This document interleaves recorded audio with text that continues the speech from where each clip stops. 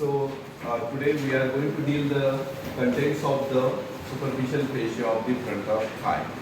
So already we have completed the two contents of the superficial fascia that you have to remember.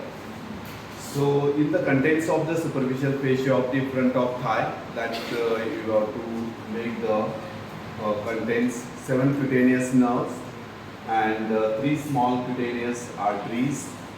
Then we are going to get the great saphenous vein. This is a great saphenous vein which is there, that is very important. That is asked for the short notes. Alternate question paper, when you see the alternate question paper of MUHS, that question paper which is consisting the great saphenous vein, or it is also called in a long saphenous vein. So that this is a fixed question. There is no waiting of till the exam. So such a questions are very important. We are going to deal. As we have come across the 7 cutaneous nerve in this, you have to remember front of thigh. There are the 7 which is includes the ilio-inguinal nerve and the femoral branch of genitofemoral nerve and lateral cutaneous nerve of thigh, intermediate cutaneous nerve of thigh. Then we have the medial cutaneous nerve of thigh. This part is supplied by the anterior division of obturator nerve. Anterior division which is given by the obturator nerve, that will supply the medial side of the thigh.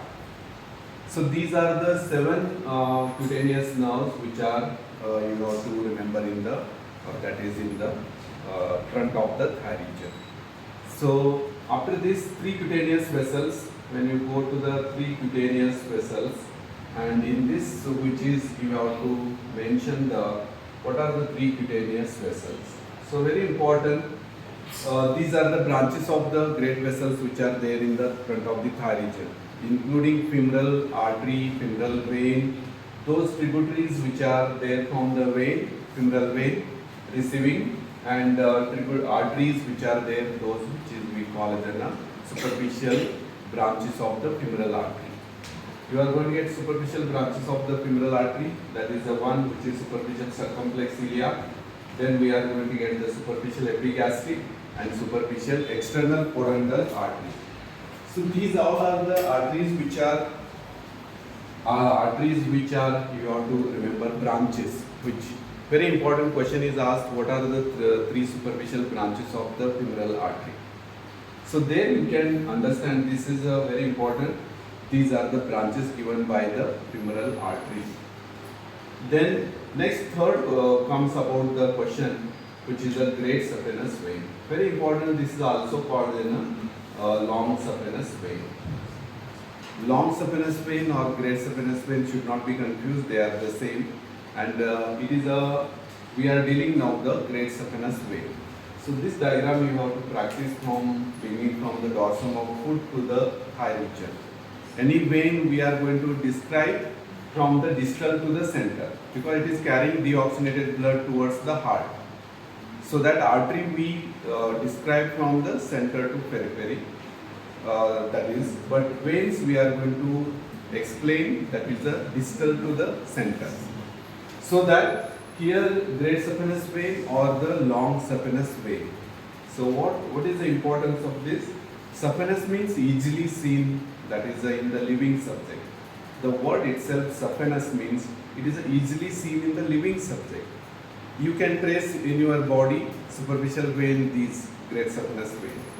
So that this is the one which is we have to remember, great saphenous vein or long saphenous vein. Great saphenous vein, which is this is the saphenous name because of the easily seen in the living subject. And when you see this vein, this is one of the longest and largest vein of the superficial vein of the lower limb. Longest, largest, we are going to get vein, we are going to get the lower limb. Superficial vein of the lower limb, which is the longest, you have to remember that is the great saphenous vein. So that only we call the long saphenous vein. Okay? How it is? What is the course of the great saphenous vein? You are right. Here on the dorsum of the foot, when we see the dorsum of the foot, In the dorsum of the foot, you have to see this is we call as a dorsal venous arch. When we go to the dorsum of the foot, here, this is forming the dorsal venous arch, which is formed by the metatarsal veins. Then they are formed by the digital veins. Digits going digital vein, metatarsal veins, then forming the dorsal vein. Two we are going to get we have the tarsal vein. Two tarsal and metatarsal and digital veins that will form the you have to remember dorsal venous arch. Question may be asked the dorsal venous arch. So that what is dorsal venous arch? It is present on the dorsum of the foot, which is formed by the metatarsal and digital veins. So that it is present on the dorsum of the foot is named as the dorsal venous arch. So what is the medial and lateral end it is consisting? So this great saphenous vein begins from the medial end of the dorsal venous arch. Very important. Lateral end beginning of the short saphenous vein or the small saphenous vein. One you have to remember the dorsal venous arch medial end, that is the beginning of that is you have to remember the great saphenous vein. So question is great saphenous vein, which is you are going to deal, that begins from the medial end of the dorsal venous arch. So you have to remember here first question, that is what is the course of the great saphenous vein. So I have told what is the dorsal venous arch. Now you should understand what is the medial end, lateral end of the dorsal venous arch. So I am talking about the course of the great saphenous vein. It begins from the medial end of the dorsal venous arch. It runs upwards and passes in front of the medial malleolus. One tibial part we have the prominent elevation, that is we call as a medial malleolus, that is passes in front of the medial malleolus, runs along the medial border of the leg, passing behind the knee joint, then enters into the front of the thigh. That is we call inclines forward to reach this opening we call it the saphenous opening, where it opens into the femoral vein. So great saphenous vein is opening into the femoral vein. So that is the one which is you have to remember about the course of the vein. That is the great saphenous. Once again to revise, dorsal venous arch present on the dorsum of the foot. It has medial and lateral end. From the medial end of the dorsal venous arch, great saphenous vein begins. Saphenous it is called easily seen in the living subject. Then it is formed by it is the longest and largest vein, superficial vein of the lower limb. Begins from the medial end of the dorsal venous arch, runs upwards in the dorsum of the foot and passes in front of the medial malleolus, and it runs along the medial border of the leg, passing behind the knee joint, then it enters into the thigh. So that wording is inclines forward to reach the saphenous opening.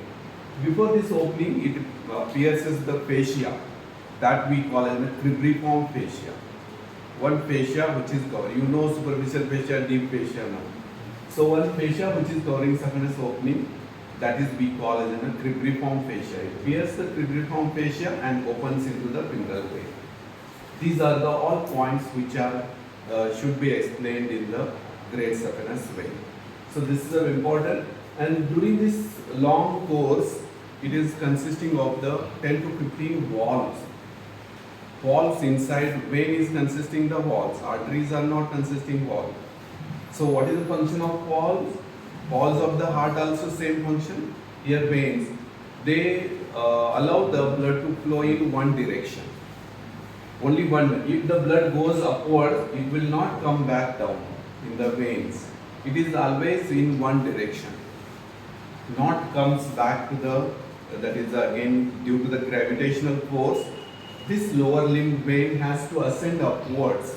Against the gravity, blood has to reach to the right atrium. So that here you have to remember there are 10 to 15 valves within this vein in the total course of the great saphenous vein. One always present vein here, saphenofemoral junction. This saphenous vein opens into the femoral vein, so that is we call it a saphenofemoral junction. So always one wall is present at the saphenofemoral junction. Remaining walls are present in the course. So what this valve are doing? The function of valve is they only unidirectional blood flow. There is no allowing of the back blood flow. So allows only one direction blood flow. So that is the one which is a once blood is essential, here valve will pull the upwards, that is not allowing to come back the blood down. It will pump upward. So that is the one valve. So I am told the saphenofemoral junction, there is a valve is present, that is very important, that you have to remember. So if these valves are incompetent, they are not working properly, incompetence of the valves leads into a varicose vein. Varicose veins means engorged, tortuous, lengthened. This vein length is increased. Engorged means dilatation of the vein wall occurs, and tortuous, length is increased, so it becomes tortuous. That vein we call as a varicose vein. So question is asked, what is varicose vein? Varicose veins are those which are lengthened, tortuous, dilated veins called in a varicose vein. Why it occurs? It occurs due to the incompetence of the valves. Incompetence means it has to pump the blood upward, it has to do, but again because it is not working, blood again recollected in the previous place below, goes on collecting down and down there only, then there is an enlargement of vein occurs.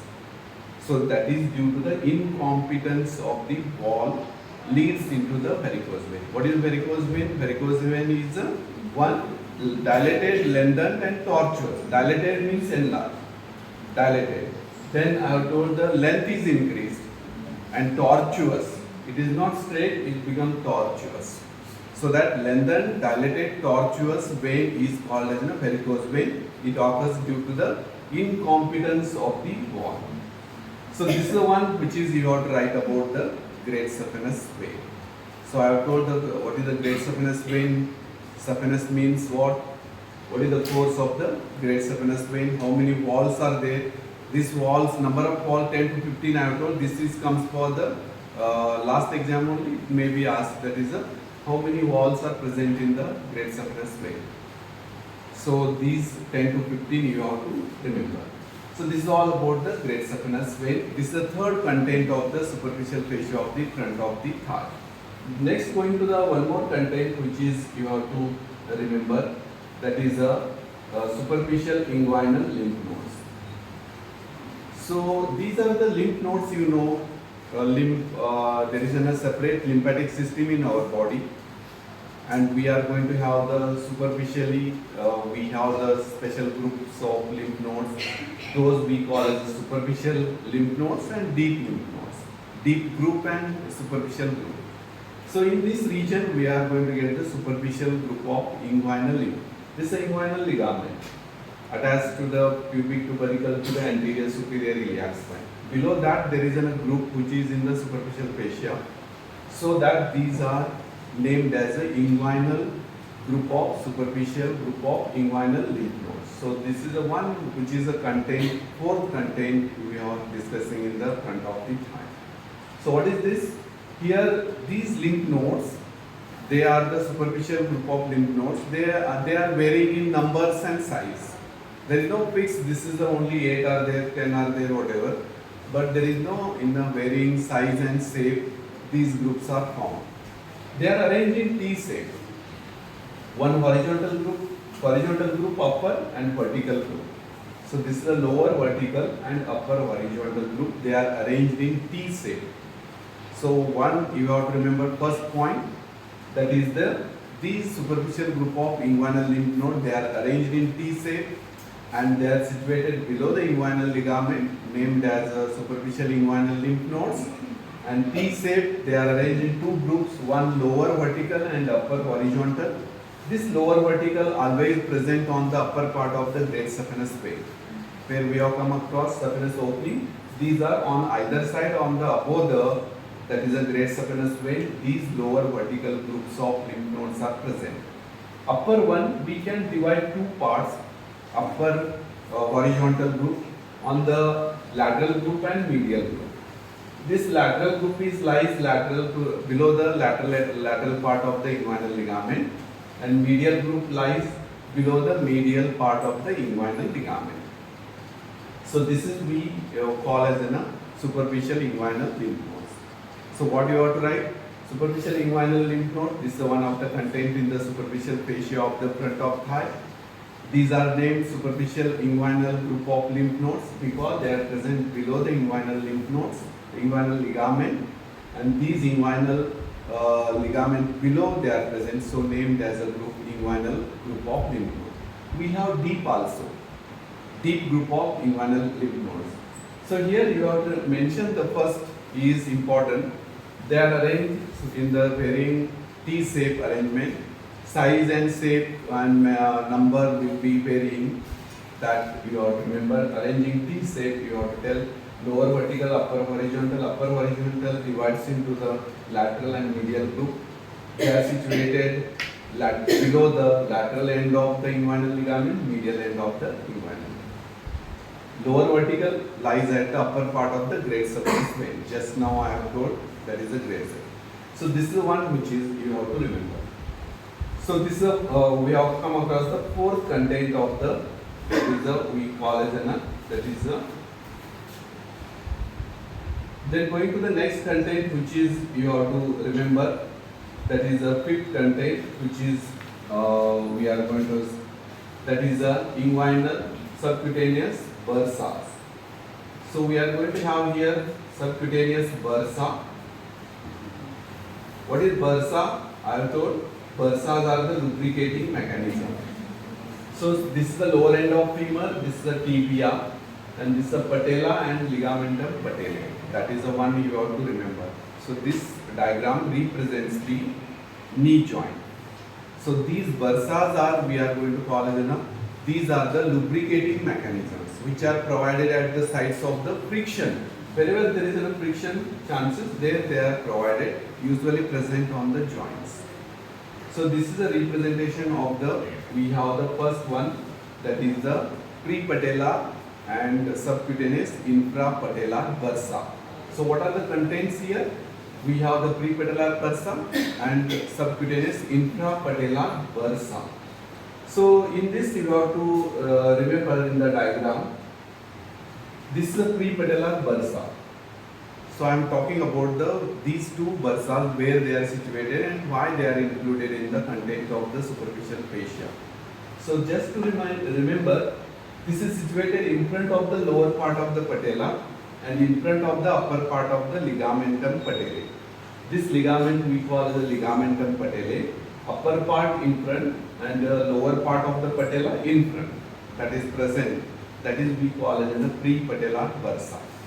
And superficial infrapatellar bursae, where it is situated lower in front of the lower part of the ligamentum patellae and in front of the tibial tuberosity. We have tibia here tuberosity, tibial tuberosity in front, and we have the in front of the lower part of the ligamentum patellae.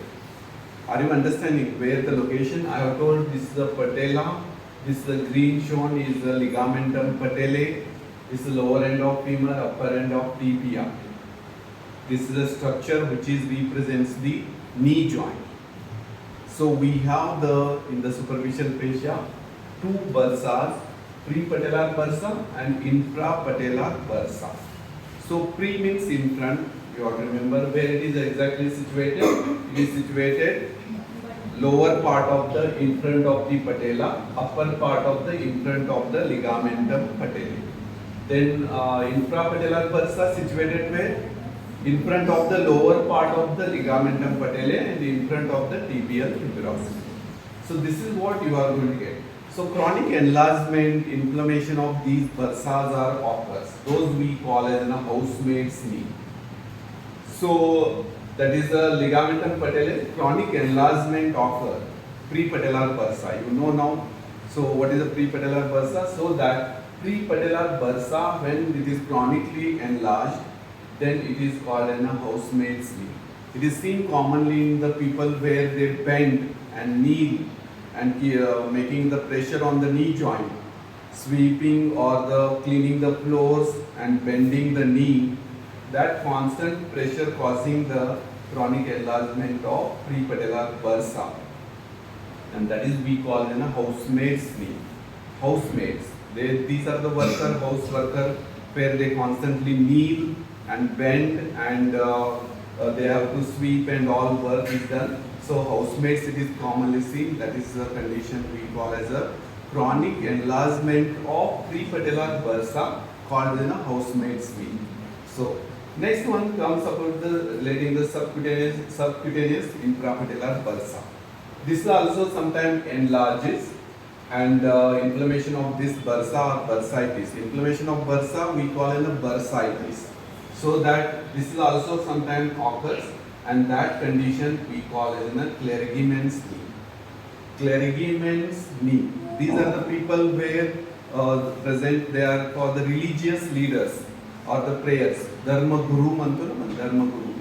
So those people constantly bend and kneel and prayer and all. For that time, they constantly pressure on the infrapatellar bursa. That can cause the enlargement. So name is for the disease diagnosis of this bursa. That is we call it a clergyman's knee. Clergyman's, dharma guru and all. Prayers and all. In the church, in the masjid, all namaz and all, they have to bend and pressure. Even you take all the bending knee, so pressure is created on the infrapatellar bursa, and it is only seen in such people, not you and me or constantly which are. Those are professionals or who are in the constantly having the pressure over the infrapatellar bursa. So there we are going to commonly see in this one, that is we call it a clergyman's knee. So housemaids you are going to get, and clergymen, this we are seeing in the that is the leaders, that is the religious leaders. So these are the things you have to remember in the all, that is the contents of the superficial fascia of the front of the thigh. So we have studied the 7 cutaneous nerve. What are the contents of the superficial fascia? 7 cutaneous nerve, 3 cutaneous vessels, then great saphenous vein, then I have told the superficial inguinal lymph nodes, and you have to get the bursa, prepatellar and infrapatellar bursa. So this is all about the contents of the that is the superficial fascia. So one part which is you have to remember in the vein, I have told varicose vein and all. There is always blood flows from the superficial vein to the deeper vein, and these superficial and deeper are connected by the perforating veins. Now I am talking little bit mechanism of the communication of the superficial vein to the deeper vein. Always there is enough blood flows from superficial to the deeper veins, and this is by the perforating veins. So that is the one which is you have to add in this, that is the vein. So these varicose veins are commonly seen in the people who are long-standing work duties, long-standing traffic police, and they have to stand long period. Or in the court case, lawyers has to stand long for hearing, long standing. Neurovascular surgeons, they have to stand for 8 hours, 10 hours for the surgery. Doctors, that is a vascular surgery will require neurovascular surgeries. All they take the long time. So long-standing people who are there, there we are going to see the varicose vein. So this is one which is you have to remember, and always blood flows usually from the superficial vein to the deeper vein. So this is superficial to deeper are communicated or connected by the perforating veins. Perforating veins are those which connects the superficial to the deeper vein. That is one which is you have to remember. So this is all about the contents of the superficial fascia of the front of the thigh region. So this is the one which is we have covered all 7 cutaneous nerve, 3 small cutaneous vessels, great saphenous vein, superficial inguinal lymph nodes, and prepatellar and subcutaneous infrapatellar bursa. So this is the one which is you have to remember. So question will be asked, What are the contents of the superficial fascia of the front of thigh? Either this one question. Question will be asked separately, that is the superficial inguinal lymph nodes can be. Separate short notes can be asked about the, that is the subcutaneous nerves of the front of thigh. Then separate question can be asked, and very important, that is the question is great saphenous vein or the long saphenous vein. So these are the questions asked relating the front of the thigh region. So this is all about the contents of the superficial fascia of the front of thigh. Right on?